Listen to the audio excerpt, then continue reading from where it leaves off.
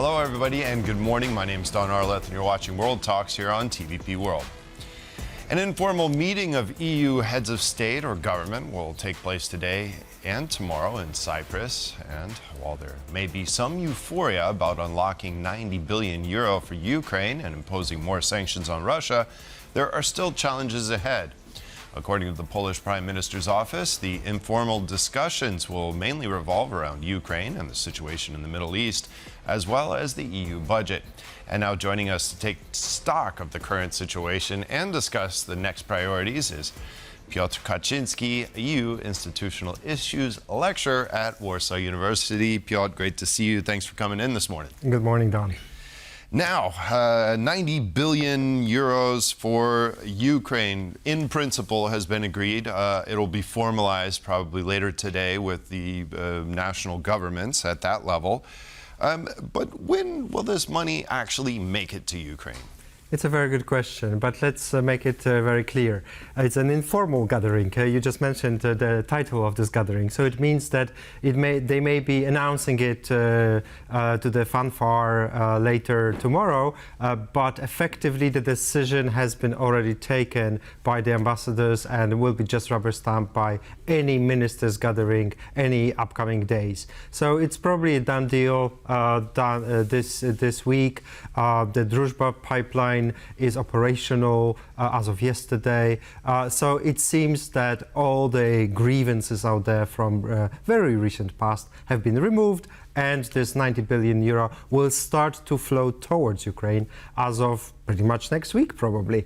So this is a very good news. And Zelenskyy, president of Ukraine, has decided to change his way of participating in the summit in Cyprus, and he's coming actually in person.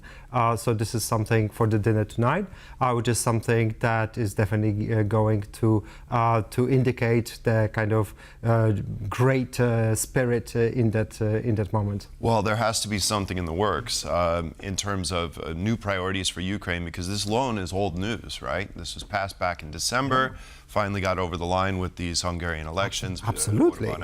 So there has to be new priorities on the list. What do you think those priorities are going to be for the European Union? So, in regards Ukraine, the priority for Zelenskyy is to push forward the Ukrainian accession to the European Union. So EU enlargement is a big issue for the Ukrainians. They've been advocating for accelerated access.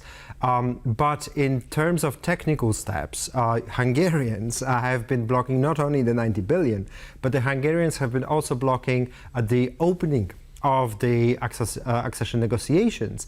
Those negotiations are divided into many chapters, and those are technical negotiations. It takes a lot of detailed changes that have to be incorporated into Ukrainian laws, for example, and Ukrainian post-war reality. And for that to happen, Ukrainians have been ready for a while now to start those negotiations. But on the European side, you have to have a sign-off from the Council of the European Union, and each of member states has a veto power here. So Hungarians have been blocking that process. So hopefully right now also it will be deblocked, and the Ukrainian accession to the Union might be back on the table. 2027 very unlikely for Ukraine, but to end the long story short, another country is actually starting this week drafting its accession treaty, and that's Montenegro. So we cannot not mention this, that Montenegro is actually on its way to the Union, maybe even by 2028. Okay, well, in terms of Hungary becoming now more on the European side, not blocking, not holding up, we're expecting maybe the same with the accession talks. But is there potential that a new Hungary could emerge in the European Union, a new troublemaker, if you will, that blocks the decision of the vast majority? Absolutely. I mean, the media have been speculating who's the new Orban, right? Yeah. Is it the new government in Bulgaria? Is it the old government in Bratislava? Or maybe this new Speaker of the House in Ljubljana? on paper all pro-Russian. But it's a one thing to be on paper pro-Russian. Cyprus, where the people of the European Council are meeting today, traditionally is a pro-Russian country as well. So the issue here is that the Hungarian outgoing government has proven record right now to be on the payroll of Moscow. And it's a very different environment if you are on the payroll of Moscow than if you are having, I don't know, some kind of perspective that is out of the mainstream and you do not want to send your arms to Ukraine. That would be Slovakia, for example, right now, or Bulgaria, very likely. Then when you are looking into your neighbor's notes to report on them to a regime that is alien and hostile to the Union as such. Mm-hmm. Well, now part of this breakthrough came as the Druzhba pipeline resumed its operations. Does this show that the EU is finally, there's unity within the EU at the moment? It seems so. It seems that the Union has converged for the moment, and it's good you mentioned that it's for the moment because there's so many electoral cycles, there's so many changes, politics out there. It helps it helps in a negative sense the radicalization of Donald Trump vis-a-vis the Pope of all things, not Iran as such, but it was his criticism of Pope Leo that has triggered Italy, for example, and some of the conservative circles in Poland to actually turn on a critical note towards America as such. So if you have kind of this convergence of ideas, New York Times this morning is publishing an interesting text as well, where there's a convergence of views between prime ministers of Spain and Italy who are sitting on opposing ends in the European Council. One is left-wing, not willing to spend at all Pedro Sanchez on defense, and on the other end you have Giorgia Meloni, the only European leader to attend Mar-a-Lago a couple months ago when Donald Trump was re-elected. So she was the best of best friends in Europe, and now they are both finding themselves on the same page when it comes to the European security, foreign affairs, the issue of energy prices spike coming out of Iran debacle. And Ukraine. And Ukraine too. Spain just announced new assistance yesterday for them, which is also a good positive sign.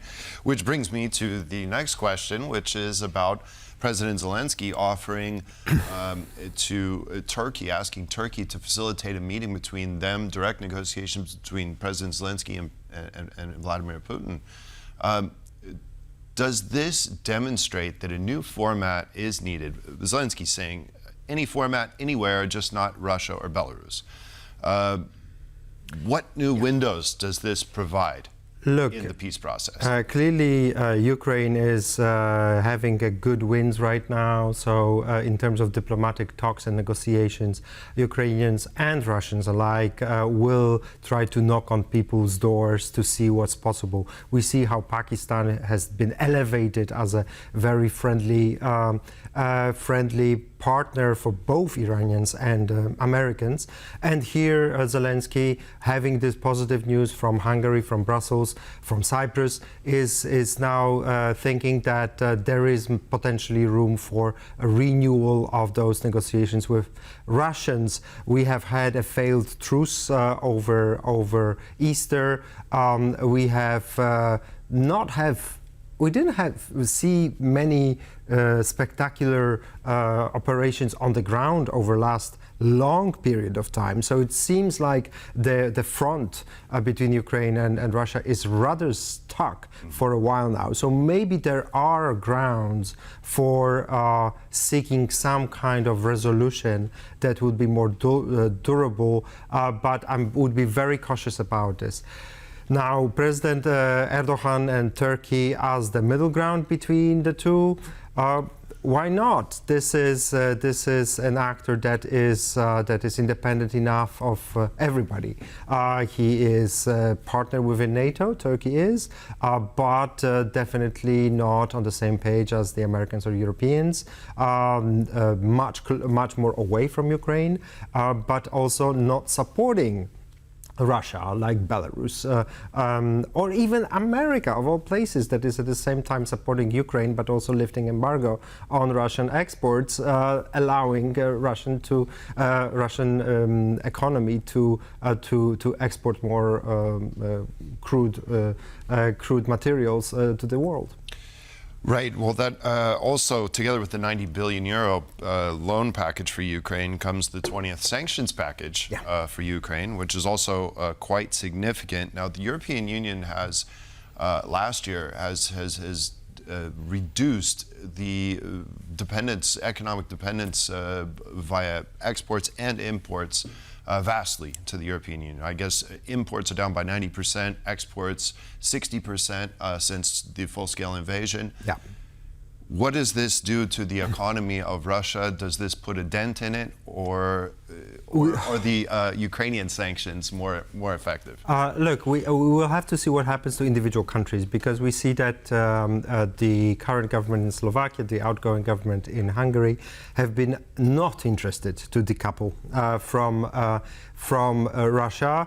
And you also have some other mainstream countries also not super willing to do it, and I'm thinking about Austria, for example. So you have to be very careful here. But yes, in principle, Europe has been decoupling from Russian imports. And now with the war in Iran, there's a huge reflection that we are so exposed.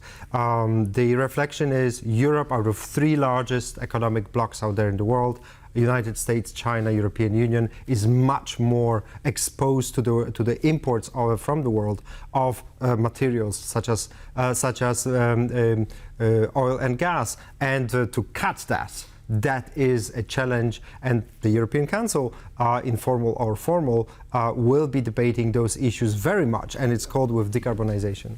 Yep, and that's going to be something we'll be paying attention to. Piotr Kaczyński, EU Institutional Issues Lecturer from the University of Warsaw, thank you so much. Thanks for having me. And that concludes this edition of World Talks. Thanks for joining us, and stay with us for more here on TVP World.